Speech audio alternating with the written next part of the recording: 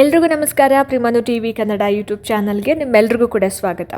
ಸ್ನೇಹಿತರೆ, ಇವತ್ತಿನ ವಿಡಿಯೋ ಯಾವ ವಿಚಾರದ ಬಗ್ಗೆ ಮಾತಾಡ್ತಿದ್ದೀನಿ ಅಂತ ಆಲ್ರೆಡಿ ನಿಮಗೆ ಗೊತ್ತಾಗಿರುತ್ತೆ. ಸೊ ತಮ್ನೇಲ್ ನೋಡಿ. ಕಳೆದ ಒಂದು ವಾರದಿಂದ ಒಂದು 4-5 ದಿನದಿಂದ ಎಲ್ಲ ಮೀಡಿಯಾಗಳಲ್ಲಿ, ಎಲ್ಲ ಸೋಷಿಯಲ್ ಮೀಡಿಯಾಗಳಲ್ಲಿ ಚರ್ಚೆ ಆಗ್ತಾ ಇರ್ತಕ್ಕಂತಹ ಒಂದು ವಿಚಾರ, ಯುವಕರಿಗೆ ಉದ್ಯೋಗವನ್ನು ಒದಗಿಸಿ ನೇಮಕಾತಿಯನ್ನು ಆರಂಭ ಮಾಡಿ ಅಂತ. ಸೊ ಬಹಳಷ್ಟು ಮನವಿಗಳನ್ನು ಮಾಡಿಕೊಂಡ್ವಿ, ಗಲಾಟೆಗಳಾದವು, ಪ್ರತಿಭಟನೆಗಳಾದವು. ಎಲ್ಲ ಆದ ನಂತರ ಇವಾಗ ಸರ್ಕಾರ ಯುವಕರ ಒಂದು ಉಗ್ರ ಹೋರಾಟವನ್ನು ಕಂಡು ಮಣಿದು ಇವಾಗ ಎಚ್ಚೆತ್ಕೊಂಡಿದೆ ಅಂತಲೇ ಹೇಳ್ಬೋದು. ಸೊ ಹಂತವಾಗಿ ಹುದ್ದೆಗಳನ್ನು ಭರ್ತಿ ಮಾಡೋದಕ್ಕೆ ಇವಾಗ ಸರ್ಕಾರ ಸಿದ್ಧವಾಗಿರೋವಂಥದ್ದು.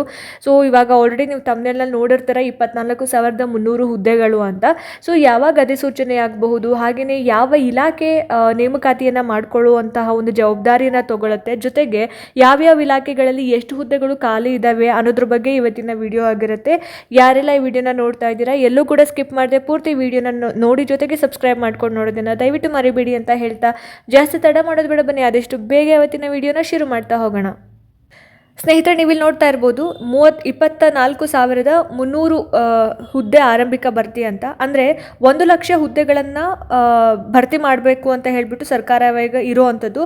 ಆದರೆ ಅದನ್ನು ಏನು ಮಾಡ್ತಾರೆ, ಅವರು ಹಂತವಾಗಿ ಭರ್ತಿ ಮಾಡ್ತಕ್ಕಂತಹ ಒಂದು ಕಾರ್ಯವನ್ನು ಮಾಡ್ತಾರೆ. ಸೊ ಹಾಗಾಗಿ ಇವಾಗ 24,300 ಹುದ್ದೆಗಳನ್ನು ಅವರು ಭರ್ತಿ ಮಾಡ್ತಾ ಇದ್ದಾರೆ. ಸೊ ಆ ಒಂದು ಹುದ್ದೆಗಳಿಗೆ ನೇಮಕಾತಿ ನಡೆಯುವಂಥದ್ದು. ಸೊ ಈ ನೇಮಕಾತಿ ಯಾವಾಗ ನಡೆಯುತ್ತೆ ಅಂತ ಹೇಳಿದರೆ, ಇವಾಗ ಏನು ಬಜೆಟ್ ಆದ ನಂತರ, ಆಮೇಲೆ ಕೋರ್ಟ್ ಕೇಸ್ ಮಾರ್ಚ್ 2ಕ್ಕೆ ಇರೋದ್ರಿಂದ ಇದೆಲ್ಲ ಪ್ರೊಸೀಜರ್ ಮುಗಿದ ಮೇಲೆ ಮಾರ್ಚ್ 2nd ವೀಕಿಂದ ಏನು ಮಾಡ್ತಾರೆ ಅಂದರೆ ನೋಟಿಫಿಕೇಶನ್ ಮಾಡೋದಕ್ಕೆ ಶುರು ಮಾಡ್ತಾರೆ, ಅಥವಾ ಆ ಒಂದು ಪ್ರಿಪ್ರೇಷನ್ಸ್ನ ಸ್ಟಾರ್ಟ್ ಮಾಡ್ಕೋತಾರೆ. ಸೊ ಇನ್ನು ಕೇವಲ ಎಷ್ಟು ದಿನ ಇದೆ, 1 ವೀಕ್ ಅಷ್ಟೇ ಇರ್ಬೋದು ಅಷ್ಟೇ. ಇವತ್ತು 28, ಇವತ್ತಿಗೆ ಫೆಬ್ರವರಿ ಮುಗ್ದೇ ಹೋಗುತ್ತೆ. ಆ್ಯಂಡ್ ಮಾರ್ಚ್ 2nd ವೀಕಿಂದ ಏನು ಮಾಡ್ತಾರೆ, ಇವರು ಎಲ್ಲ ಪ್ರಿಪ್ರೇಷನ್ಸ್ನ ಸ್ಟಾರ್ಟ್ ಮಾಡ್ಕೊತಾರೆ, ನೋಟಿಫಿಕೇಶನ್ ಬಿಡೋದಕ್ಕೆ ಸ್ಟಾರ್ಟ್ ಮಾಡ್ಕೋತಾರೆ. ಸೊ ಹಾಗಾಗಿ ಇಲ್ಲಿ ನೀವು ನೋಡ್ತಾ ಇದ್ದೀರಾ, ಮಾರ್ಚ್ 2ನೇ ವಾರ ಚಾಲನೆ ಸಾಧ್ಯತೆ ಅಂತ. ಸೊ ಈ ಒಂದು ಪರೀಕ್ಷೆಗಳನ್ನು ಅಥವಾ ಏನು ಕಾಲ್ಫಾರ್ಮ್ ಮಾಡ್ತಾರೆ ಹುದ್ದೆಗಳು, ಸೊ ಆ ಹುದ್ದೆಗಳಿಗೆ ಸಂಬಂಧಪಟ್ಟ ಹಾಗೆ KPSC ಹಾಗೆ KEA ಮುಖಾಂತರನೇ ಪರೀಕ್ಷೆಗಳನ್ನು ನಡೆಸುವಂಥದ್ದು. ಸೊ ಹಾಗಾಗಿ ಇಲ್ಲಿ KPSC ಮತ್ತು KEA ಮುಖಾಂತರ ಎಲ್ಲ ಪ್ರಕ್ರಿಯೆಗಳು ನಡೆಯುವಂಥದ್ದು ಅಂತ ಕೊಟ್ಟಿದ್ದಾರೆ. ಆ್ಯಂಡ್ ಇಲ್ಲಿ ಏನು 56% ನೇಮಕಾತಿಯನ್ನು ಮಾಡಬೇಕು ಅಂತ ಇತ್ತು, ಅದನ್ನು 50% ಮೀಸಲಾತಿಯಲ್ಲಿ ಮೀಸಲಾತಿ ಮಿತಿಯಲ್ಲಿ ನೇಮಕಾತಿಯನ್ನು ಮಾಡಬೇಕು ಅಂತ ಅಂದ್ಬಿಟ್ಟು ಇವಾಗ ತೀರ್ಮಾನ ತಗೊಂಡಿರೋವಂಥದ್ದು. ಸೊ ಇವಾಗ ಎಷ್ಟು ಹುದ್ದೆಗಳಿದ್ದಾವೆ, ಯಾವ್ಯಾವ ಇಲಾಖೆಗಳಲ್ಲಿ ಎಷ್ಟು ಹುದ್ದೆಗಳಿದ್ದಾವೆ ಅನ್ನೋದನ್ನ ನಾವು ನೋಡ್ತಾ ಹೋಗೋದಾದ್ರೆ, ಇಲ್ಲಿ ನೀವು ನೋಡ್ತಾ ಇರ್ಬೋದು, ಶಾಲಾ ಶಿಕ್ಷಣ ಮತ್ತು ಸಾಕ್ಷರತೆ ಇಲಾಖೆ 5,267 ಹುದ್ದೆಗಳೊಂದಿಗೆ 2ನೇ ಸ್ಥಾನದಲ್ಲಿ ಇದೆ ಅಂತ. ಹಾಗಾದ್ರೆ ಮೊದಲನೇ ಸ್ಥಾನದಲ್ಲಿ ಯಾವುದಿದೆ ನೋಡಿ, ಇಲ್ಲಿ ಆರ್ಥಿಕ ಇಲಾಖೆಯಿಂದ ಮಂಜೂರಾತಿಗೆ ಹುದ್ದೆಗಳ ಒಂದು ಮಾಹಿತಿ, ಆರ್ಥಿಕ ಇಲಾಖೆಯಿಂದ ಮಂಜೂರಾದ ಹುದ್ದೆಗಳ ಒಂದು ಮಾಹಿತಿ ಅಂತ ಬಂದಾಗ, ಸೊ ಕೃಷಿ ಇಲಾಖೆಯಲ್ಲಿ ಎಷ್ಟಿದೆ ಅಂದರೆ ಟೋಟಲ್ ಆಗಿ 553 ಹುದ್ದೆಗಳಿರೋವಂಥದ್ದು. ಸೊ ಪಶುಸಂಗೋಪನೆ ಅಂತ ಬಂದಾಗ 31, ಹಿಂದುಳಿದ ವರ್ಗ ಅಂತ ಬಂದಾಗ ಕೇವಲ 7 ಹುದ್ದೆಗಳು. ಸೊ ಇಲ್ಲಿ ಇಂಧನ ಇಲಾಖೆ ಅಂತ ಬಂದಾಗ 2,400 ಹುದ್ದೆಗಳು ಭರ್ತಿ ಮಾಡೋದಕ್ಕೆ ಪ್ರಿಪರೇಷನ್ ಮಾಡ್ಕೊತಾ ಇದ್ದಾರೆ. ಆ್ಯಂಡ್ ಅದಾದಮೇಲೆ ಆರ್ಥಿಕ ಇಲಾಖೆ ಅಂತ ಬಂದಾಗ 2,243 ಹುದ್ದೆಗಳು. ಅದಾದಮೇಲೆ ಇನ್ನು ಆರೋಗ್ಯ ಇಲಾಖೆಯಲ್ಲಿ 1,725 ಹುದ್ದೆಗಳಿದ್ದಾವೆ. ಅದಾದ ನಂತರ ಸ್ವಲ್ಪ ಹೈಯೆಸ್ಟ್ ಇರೋವಂಥದ್ದು ಅಂತ ಹೇಳಿದ್ರೆ ಕಂದಾಯ ಇಲಾಖೆಯಲ್ಲಿ 1,350. ಅದಾದಮೇಲೆ ಗ್ರಾಮೀಣಾಭಿವೃದ್ಧಿಯಲ್ಲಿ 351, ಪರಿಶಿಷ್ಟ ಜಾತಿ ಕಲ್ಯಾಣದಲ್ಲಿ 892. ಇನ್ನು ಸಾರಿಗೆ ಇಲಾಖೆ ಅಂತ ಬಂದಾಗ 6,847. ಇನ್ನು ಶಿಕ್ಷಣ ಇಲಾಖೆ ಅಂತ ಬಂದಾಗ 5,267. ಸೊ ಹೈಯೆಸ್ಟ್ ವೇಕೆನ್ಸೀಸ್ ಖಾಲಿ ಇರುವಂಥದ್ದು ಸಾರಿಗೆ ಇಲಾಖೆಯಲ್ಲಿ. ಅದಾದ ನಂತರ 5,000 ಇರುವಂಥದ್ದು ಯಾವುದರಲ್ಲಿ, ನಮ್ಮ ಶಿಕ್ಷಣ ಇಲಾಖೆಯಲ್ಲಿ. ಅದಾದ ನಂತರ ಕಂದಾಯ ಇಲಾಖೆ ಆಗಿರ್ಬೋದು, ಹಾಗೆಯೇ ಆರೋಗ್ಯ ಇಲಾಖೆ ಆಗಿರ್ಬೋದು, ಇಂಧನ ಆರ್ಥಿಕ ಇಲಾಖೆಯಲ್ಲಿ ಸ್ವಲ್ಪ ಹೈಯೆಸ್ಟ್ ವೇಕೆನ್ಸೀಸ್ ಇದ್ದಾವೆ. ಸೊ ಸದ್ಯಕ್ಕೆ ಇದಿಷ್ಟನ್ನು ಭರ್ತಿ ಮಾಡ್ಕೊತಾರೆ. ಸೊ ಓವರ್ ಆಲ್ ಆಗಿ ಎಲ್ಲ ಇಲಾಖೆಗಳನ್ನು ಸೇರಿಸಿ ಪಶುಸಂಗೋಪನೆ ಆಗಿರ್ಬೋದು, ಹಿಂದುಳಿದ ವರ್ಗ, ಸಹಕಾರ, ಪರಿಸರ, ಕೈಮಗ್ಗ ಜವಳಿ, ಆರೋಗ್ಯ, ಉನ್ನತ ಶಿಕ್ಷಣ. ಸೊ ಉನ್ನತ ಶಿಕ್ಷಣ ಕೇವಲ 60 ಹುದ್ದೆಗಳನ್ನು ಮಾತ್ರ ಇವಾಗ ತುಂಬೋದಕ್ಕೆ, ಭರ್ತಿ ಮಾಡೋದಕ್ಕೆ ತಯಾರಿ ಮಾಡ್ಕೊಳ್ತಾ ಇದ್ದಾರೆ. ಸೊ ನಮಗೆ ಹೈಯೆಸ್ಟ್ ಸಿಗೋದು ಯಾವುದು, ನಾವು ಅದ್ರ ಕಡೆ ಫೋಕಸ್ ಮಾಡಬೇಕಾಗುತ್ತೆ, ಆಯಿತಾ.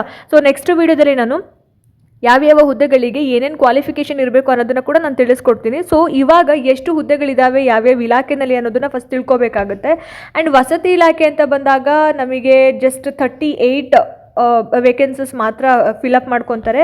ಸೊ ಓವರ್ ಆಲ್ ಆಗಿ ಎಷ್ಟು ಅಂತ ಹೇಳಿದ್ರೆ 24,300 ಹುದ್ದೆಗಳನ್ನು ಇವಾಗ ಮೊದಲ ಹಂತದಲ್ಲಿ ಇತ್ತು, ಆರಂಭಿಕ ಹಂತದಲ್ಲಿ ಭರ್ತಿಯನ್ನು ಮಾಡ್ಕೊಳ್ತಾ ಇರೋದು. ಸೊ ಈ ಹುದ್ದೆಗಳಿಗೆ ನೇಮಕಾತಿಯನ್ನು ಮಾಡ್ತಾರೆ. ಸೊ ಮಾರ್ಚ್ 2nd ವೀಕ್ನಲ್ಲಿ ಏನು ಮಾಡ್ತಾರೆ ಅಂತ ಹೇಳಿದ್ರೆ ಈ ಹುದ್ದೆಗಳಿಗೆ ಸಂಬಂಧಪಟ್ಟ ಹಾಗೆ ನೋಟಿಫಿಕೇಶನ್ ಬಿಡ್ತಕ್ಕಂತಹ ಒಂದು ಕೆಲಸ ಕಾರ್ಯಗಳನ್ನು ಮಾಡ್ತಾರೆ ಅನ್ನುವಂತಹ ಒಂದು ಸುದ್ದಿ ಇವಾಗ ನ್ಯೂಸ್ ಪೇಪರ್ಸ್ಗಳಲ್ಲೇ ಆಗಿರಬಹುದು, ಇವಾಗ ಅಫಿಷಿಯಲ್ ಆಗಿ ಅವರೆಲ್ಲರೂ ಕೂಡ ಹೇಳ್ತಾ ಇರೋದ್ರಿಂದ ಖಂಡಿತವಾಗ್ಲೂ ಇದೇ ವರ್ಷ ನೇಮಕಾತಿಯನ್ನು ಮಾಡೇ ಮಾಡ್ತಾರೆ. ಸೊ 24,300 ಹುದ್ದೆಗಳು ಪರವಾಗಿಲ್ಲ, ಕಡಿಮೆ ಅಂತ ಅನಿಸಿದ್ರು ಇಟ್ಸ್ ಓಕೆ. ಮುಂಬರ್ತಕ್ಕಂತಹ ದಿನಗಳಲ್ಲಿ ಮತ್ತಷ್ಟು ನೇಮಕಾತಿಗಳನ್ನು ಮಾಡ್ತಾರೆ.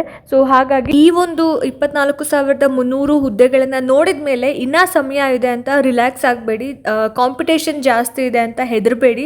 So daily 6 to 8 hours focus study ಮಾಡಿ, ಪ್ರೀವಿಯಸ್ ಇಯರ್ ಕ್ವಶನ್ ಪೇಪರ್ಸ್ನ ಬಿಡಿಸಿ, ಕರೆಂಟ್ ಅಫೇರ್ಸ್ನ ಸ್ಟ್ರಾಂಗ್ ಮಾಡ್ಕೊಳ್ಳಿ, ಮಾಕ್ ಟೆಸ್ಟ್ಗಳನ್ನು ಪ್ರಾಕ್ಟೀಸ್ ಮಾಡಿ. ಸೊ ಇದು ನಿಮ್ಮ ಸಮಯ, ಇದು ನಿಮ್ಮ ಅವಕಾಶ, ಇದು ನಿಮ್ಮ ಪರಿಶ್ರಮದ ಪರೀಕ್ಷೆ ಆಗಿರುತ್ತೆ. ಕಾಯ್ತಾ ಇದ್ದವ್ರಿಗೆ ಅವಕಾಶ ಸಿಗೋದಿಲ್ಲ, ತಯಾರಾಗಿದ್ದವ್ರಿಗೆ ಮಾತ್ರ ಅವಕಾಶ ಸಿಗುತ್ತೆ.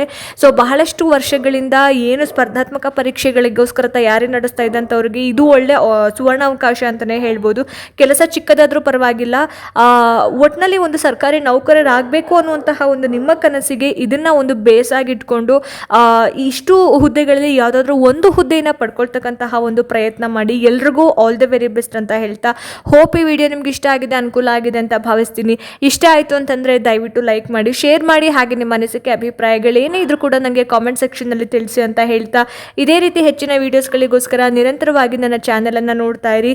ಮುಂದಿನ ವೀಡಿಯೋಸ್ಗಳಲ್ಲಿ ನಾನು ನಿಮಗೆ ಸಿಗ್ತೀನಿ. ಅಲ್ಲಿ ತನಕ ಎಲ್ರಿಗೂ ನಮಸ್ಕಾರ.